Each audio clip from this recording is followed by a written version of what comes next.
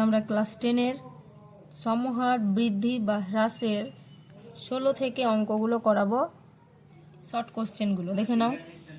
তো এই অঙ্কগুলো করার আগে তোমাদের আমি প্রথম দিন বুঝিয়েছিলাম চক্রবৃদ্ধি সুদ জিনিসটা কি এবং সরল সুদ জিনিসটা কি। চক্রবৃদ্ধি এবং সরল এর মধ্যে পার্থক্যটা তোমরাকে আমি বুঝিয়ে দিয়েছিলাম। চক্রবৃদ্ধি সুদ এবং সরল সুদ আমি কি বলেছিলাম যে যদি আসল যদি আমি 5,000 টাকা ধরি, আসল কয় হাজার? 5,000। আসল যদি 5,000 টাকা ধরি, সেটা আমাকে যদি 10% হারে সুদ দেয়, 10% হারে যদি সুদ দেয়, তাহলে সুদটা কত হবে? সুদটা হবে আমার কত? 10% হারে সুদ দিচ্ছে, তাহলে 10% হারে যদি সুদ দেয় তাহলে 5,000 টাকার 10% হারে সুদ মানে 10/100। তাহলে দেখো দুটো শূন্য কেটে দাও, তাহলে সুদটা কত হলো? সুদ হলো 500 টাকা। এবার তাহলে সুদ আসল কত হয়ে গেল? সুদ আসল আমার হবে 5,500 টাকা। এবার আবার যখন আমাকে সুদটা দিবে তখন ওই 10% হারেই সুদ আসলের যে টাকাটা পেয়েছি, মানে এখন আমার আসল কত? এখন আমার আসল হচ্ছে 5,500 টাকা। তাহলে এইটার ওপরে আমাকে এবার সুদটা দিবে 5,500 ইন্টু আবার 10% হারে যদি দেয়, তাহলে দেখো দুটো শূন্য, এখানে একটা শূন্য এখানে একটা শূন্য কেটে দাও, তাহলে সুদ আমার হলো এখন 550। সুদটা কত হলো? 550। 5,500 টাকার উপর সুদ হলো 550 টাকা। তাহলে এবার সুদ আসল কত? না, এবার সুদ আসল হচ্ছে 5,500-র সঙ্গে যদি 550 যোগ করা হয় তাহলে কত হবে? 6,050। এবার আমার টোটাল অ্যামাউন্ট এখন কত? 6,050। তো এবার যদি আবার আমি সুদটা দেখি তাহলে 6,050 টাকার উপরে আমাকে সুদটা দিবে 10% হারে।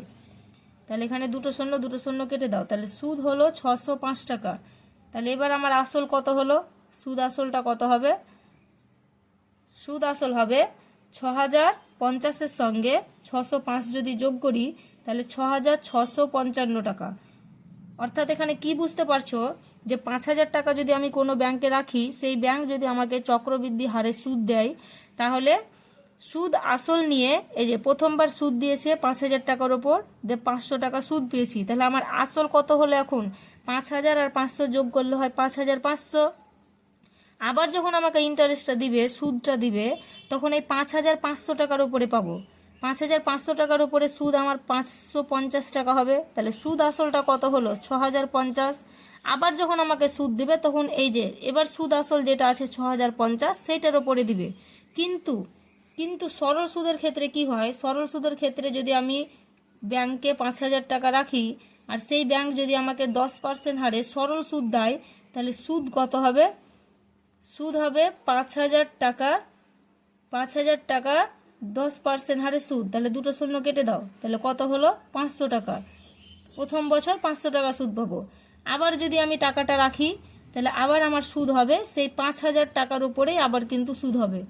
5,000 টাকার উপরেই কিন্তু আবার আমার সুদ হবে, তাহলে আবার হবে আমার 500 টাকা। দেখো প্রত্যেক বছর কিন্তু আমার 500 টাকা করে বাড়বে। আসল যে টাকাটা রেখেছি সেইটার উপরেই আমাকে সুদটা দিবে, 500 টাকা করে বাড়বে। আর চক্রবৃদ্ধি সুদে দেখো সুদের হারটা কিন্তু ধীরে ধীরে বাড়তে থাকবে। প্রথমে পেয়েছি 500, তারপরে 550, তারপরে 605, এরপরে যদি আবার বের করি তাহলে 6,655 টাকার উপরে আমাকে 10% হারে সুদ বের করতে হবে। তো চক্রবৃদ্ধি সুদের ক্ষেত্রে আমার বেশি লাভ হবে সরল সুদের থেকে। এবার তাহলে অঙ্কগুলো দেখে নাও, বুঝতে পারবে। 1 নম্বর কোশ্চেন কি বলছে? চক্রবৃদ্ধি সুদের ক্ষেত্রে প্রতি বছর বার্ষিক চক্রবৃদ্ধি সুদের হারটা কি বলছে? সমান, অসমান, সমান অথবা অসমান উভয়, কোনোটিই না। দেখো চক্রবৃদ্ধি সুদের ক্ষেত্রে প্রতি বছর বার্ষিক চক্রবৃদ্ধি সুদের হার, মানে এই যেখানে আমি যেটা বের করলাম, এই যে সুদের হার আমার এখানে কত ছিল? 10%। আমার 10%-এর জায়গায় আমার এটা কমতেও পারে বা বাড়তে পারে। তাহলে এটা আমাদের অপশন নাম্বার কত হবে? সি, যেটা সমান অথবা অসমান। তাহলে 16-1 অপশন নাম্বার সি। 16 বি দেখো বলছে চক্রবৃদ্ধি সুদের ক্ষেত্রে প্রতি বছর আসল একই থাকে, না প্রতি বছর আসল পরিবর্তিত হয়, না প্রতি বছর আসল একই থাকতে পারে অথবা পরিবর্তিত হতে পারে, বা কোনোটিই নয়। তো চক্রবৃদ্ধি সুদের ক্ষেত্রে প্রতি বছর আসলটা কি হবে, দেখো এখানে তোমরা দেখলে চক্রবৃদ্ধি সুদের ক্ষেত্রে প্রথমে আসল ছিল 5,000, তারপরে সুদ সহ আসল হয়ে গেছে 5,500, তারপরে আবার সুদ সহ আসলটা হয়ে গেছে 6,050। তাহলে চক্রবৃদ্ধি সুদের ক্ষেত্রে কি দেখতে পাচ্ছ যে প্রত্যেক বছর কিন্তু আমার আসলটা পরিবর্তন হয়, যেটা আমার অপশন নাম্বার বি। তাহলে 2-এরটা হবে অপশন নাম্বার বি, প্রতি বছর পরিবর্তন হতে পারে। এবার 3 নাম্বার কোশ্চেন দেখো, বলছে একটি গ্রামের বর্তমান জনসংখ্যা পি এবং প্রতি বছর জনসংখ্যা বৃদ্ধির হার 2% হলে n বছর পরে জনসংখ্যা কত হবে। বলছে বর্তমান জনসংখ্যা পি, প্রতি বছর জনসংখ্যা বৃদ্ধির হার 2% হলে n বছর পরে জনসংখ্যা কত হবে।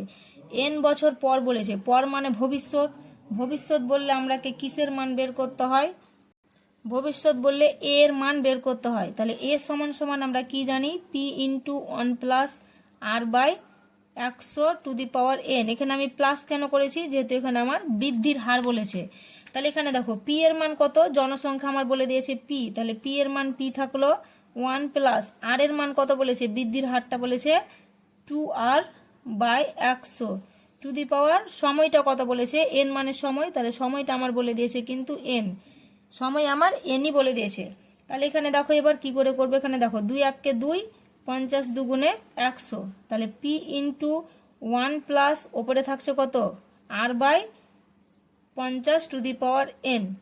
তাহলে আমার n বছর পরে জনসংখ্যা কত হবে, দেখো অপশন নাম্বার হচ্ছে বি, পি ইন্টু 1+r/50^n। তাহলে অপশন নাম্বার বি করে দাও। 4 নম্বর কোশ্চেন দেখো কি বলেছে, বলছে একটি মেশিনের বর্তমান মূল্য 2p টাকা, প্রতি বছর মেশিনটির দাম 2r% হ্রাস হলে 2n বছর পরে মেশিনের দাম কত হবে। তাহলে এটা হ্রাস বলেছে মানে মাইনাসের সূত্র হবে, হ্রাস বললে কিসের সূত্র হবে, মাইনাসের সূত্র। তাহলে দেখো আমাকে এখানে বলেছে 2n বছর পরে, পরে মানে ভবিষ্যতের মান বের করতে বলেছে, ভবিষ্যতের মান বের করতে বললে এ এর মান বের করব। তাহলে আমরা জানি a = পি ইন্টু 1 হ্রাসের মান বলেছে তাই -1 r/100^n। এখানে পি এর মান কত ছিল, পি এর মান ছিল 2p, 1 আর এর মান কত, আর এর মান হচ্ছে 2r, আর এর মান হচ্ছে 2r/100^n। n এর মান বলেছে 2n, n এর মান 2n।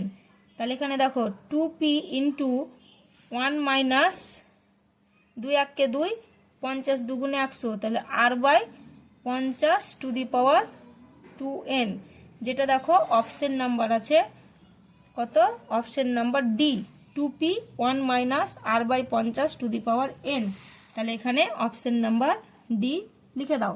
নেক্সট কোশ্চেন দেখো, 5 নম্বর কোশ্চেন বলছে এক ব্যক্তি একটি ব্যাংকে 100 টাকা জমা রেখে 2 বছর পর সমূল চক্রবৃদ্ধি পেলেন 121 টাকা, বার্ষিক চক্রবৃদ্ধি সুদের হার কত। এখানে সমূল চক্রবৃদ্ধি বলেছে, সমূল চক্রবৃদ্ধি মানে এর মানটা আমাকে বলে দেওয়া আছে 121, তাই তো, এবং পি আসলটা বলেছে 100 টাকা। তাহলে 5 নম্বরের অঙ্ক দেখে নাও, পি = কত 100 টাকা, এর মান কত হচ্ছে, এর মান হচ্ছে 121 টাকা। যেহেতু সমূল চক্রবৃদ্ধি বলেছে আমাকে 121 টাকা, তাহলে এর মান হচ্ছে 121 টাকা এবং এন এর মান হচ্ছে 2 বছর। তাহলে এখানে আমাকে জানতে চেয়েছে কি, বার্ষিক চক্রবৃদ্ধি সুদের হার, অর্থাৎ আর এর মান বের করতে বলেছে, আর এর মান কত। তাহলে আমরা সূত্র জানি a = p ইন্টু 1 যেহেতু এখানে বৃদ্ধির হার বলেছে তাই প্লাস হবে r/100^n, বা এর মান কত, তাহলে 121 = পি এর মান 100, 1 আর এর মান কত, আর এর মান জানি না, বাই 100^n, n এর মান হচ্ছে 2। তাহলে বা এখান থেকে আমি কি করতে পারি, দেখো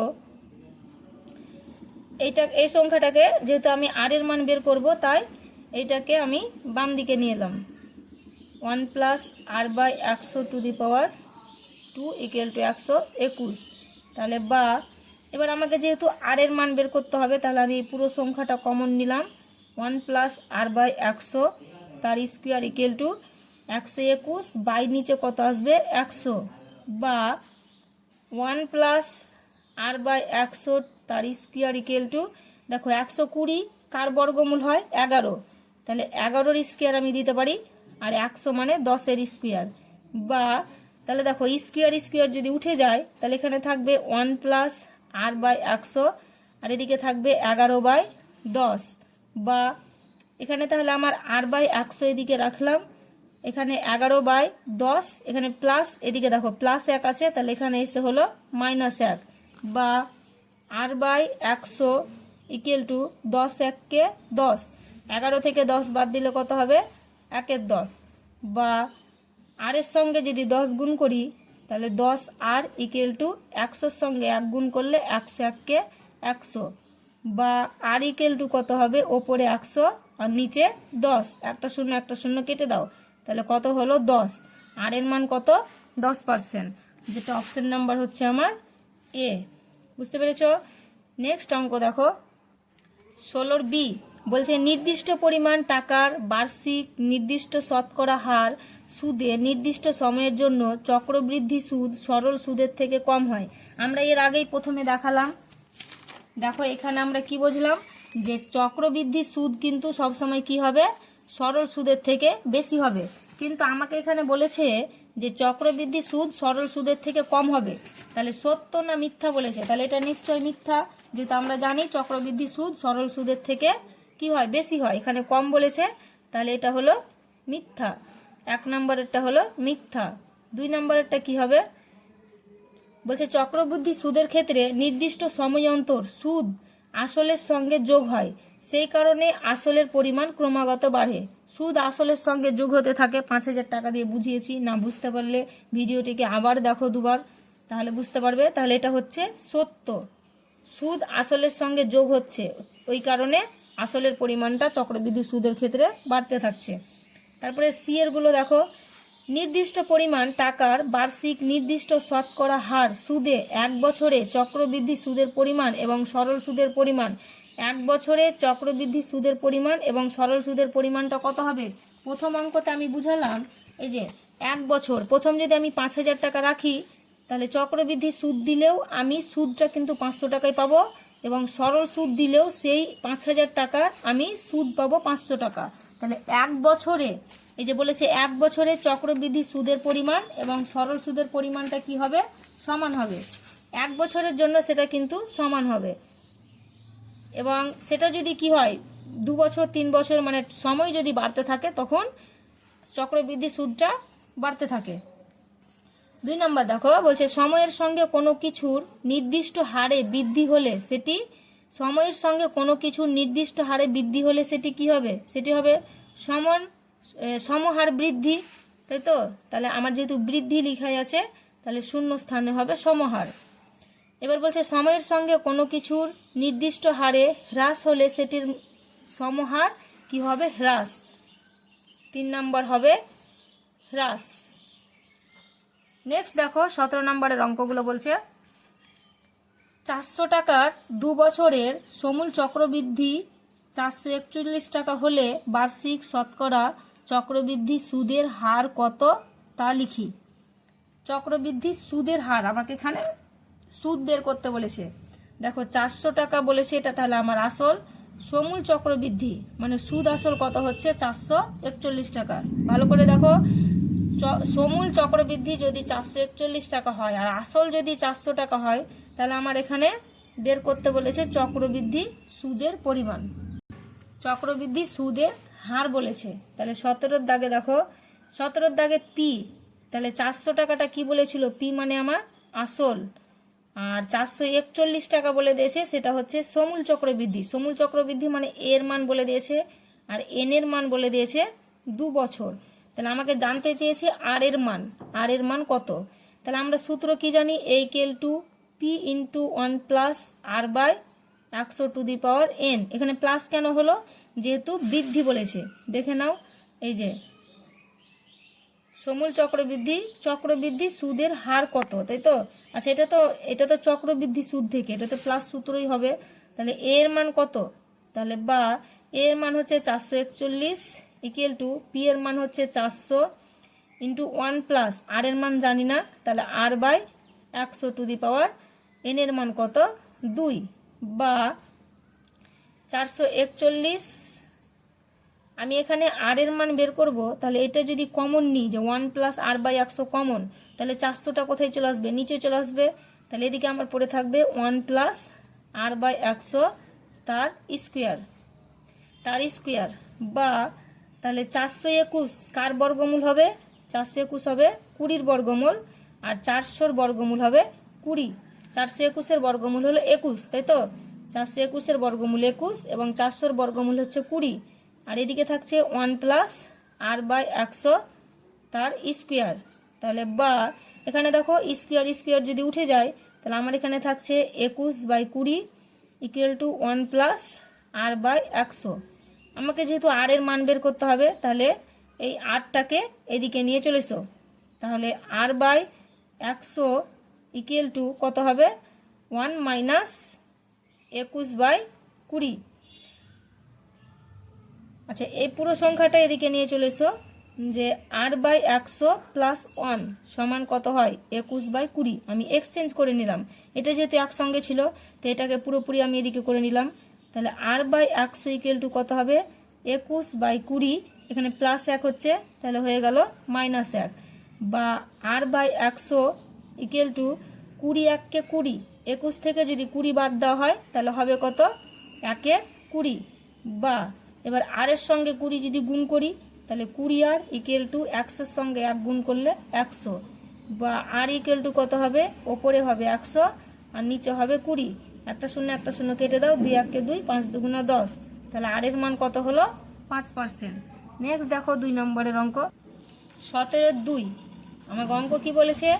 বার্ষিক নির্দিষ্ট শতকরা চক্রবৃদ্ধি হার সুদে কিছু টাকা n বছরে দ্বিগুণ হলে কত বছরে 4 গুণ হবে? দেখো, বার্ষিক নির্দিষ্ট শতকরা চক্রবৃদ্ধি হার সুদে কিছু টাকা n বছরে দ্বিগুণ, এটা একটা পার্ট।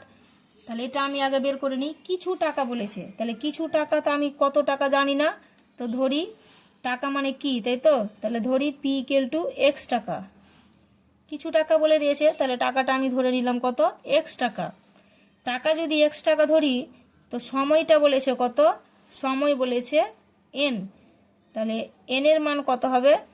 এন মানে কি? এন মানে তো এখানে আমি সময় ধরি, তাহলে এন মানেই হচ্ছে এন বছর।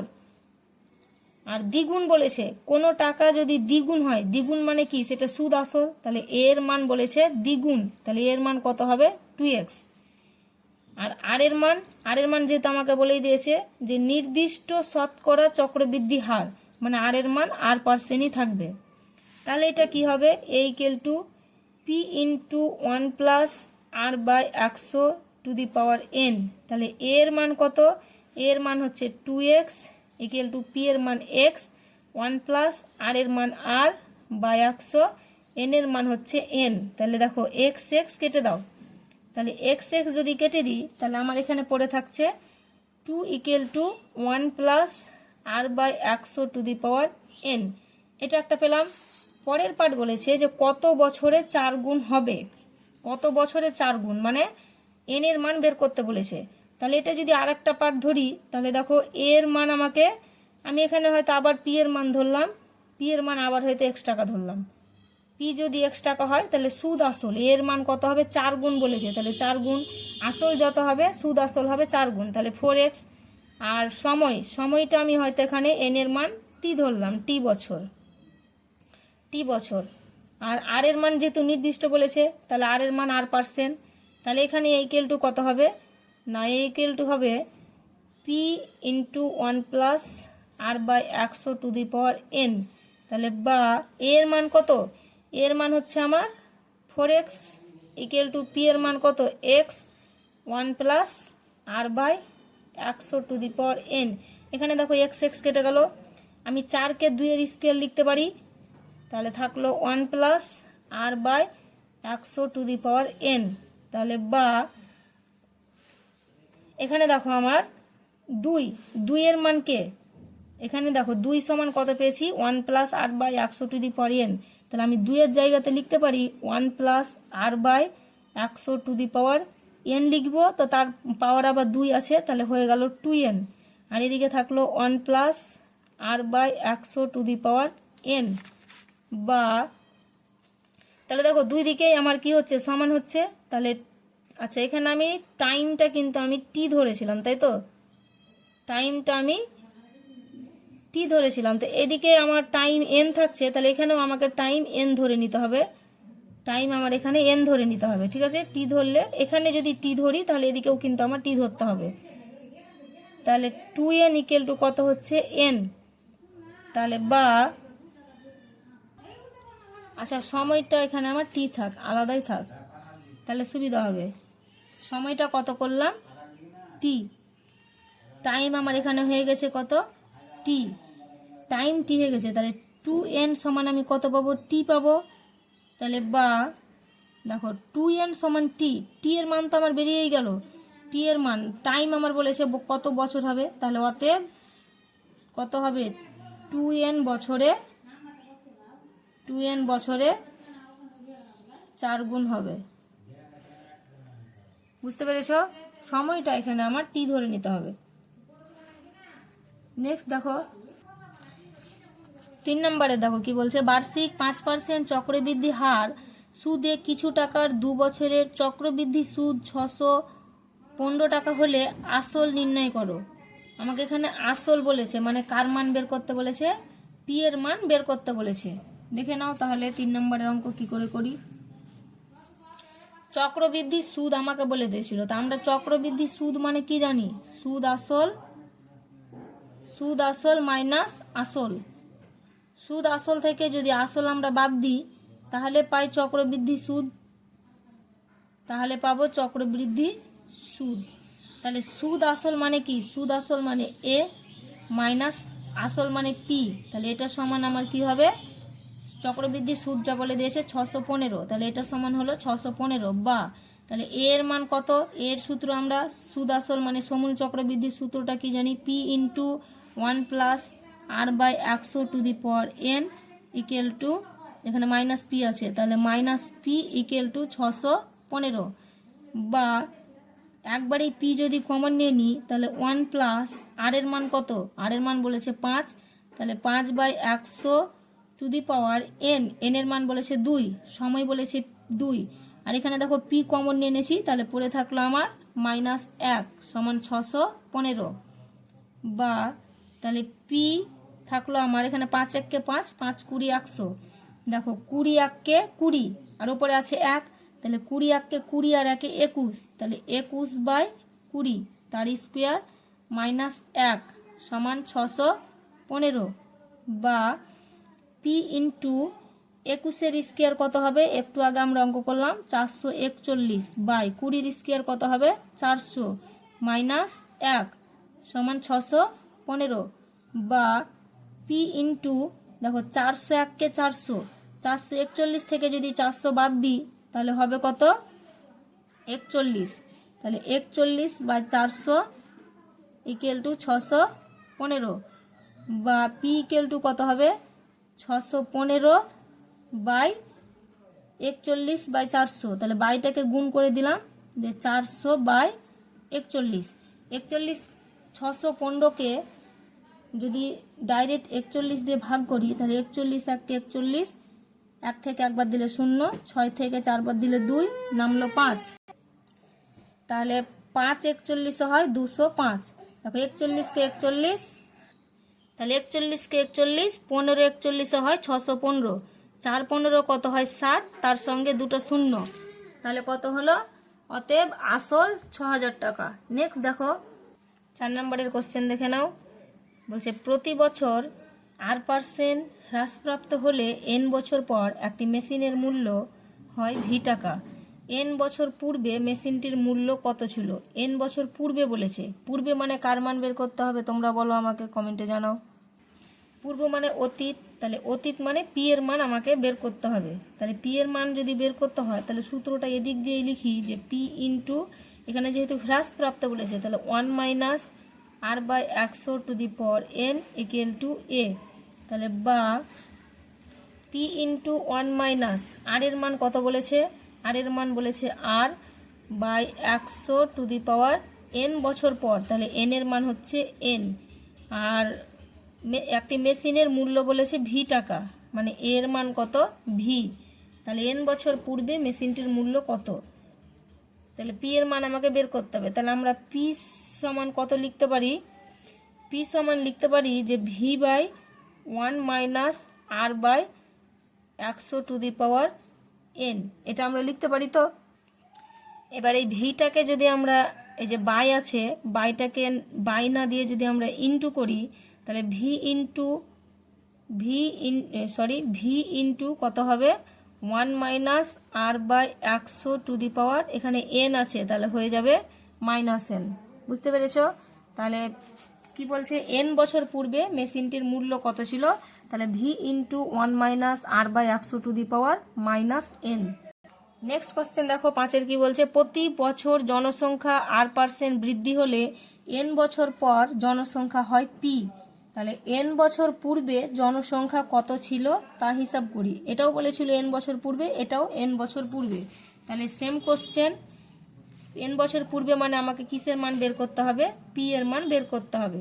তাহলে p এর মান বের করতে হবে, তাহলে এদিকে আমি রাখি p ইন্টু, এটা যেহেতু বৃদ্ধি বলেছে তাহলে 1 plus R by 100 to the power n equal to a, তাহলে বা p ইন্টু 1 প্লাস আর এর মান কত, আর এর মান বলেছে r%, আর n বছর, তাই তো আর এর মান বলেছে r বাই 100, n এর মান বলেছে n, এবং জনসংখ্যা কত বলেছে p, মানে a এর মান হচ্ছে p, তাহলে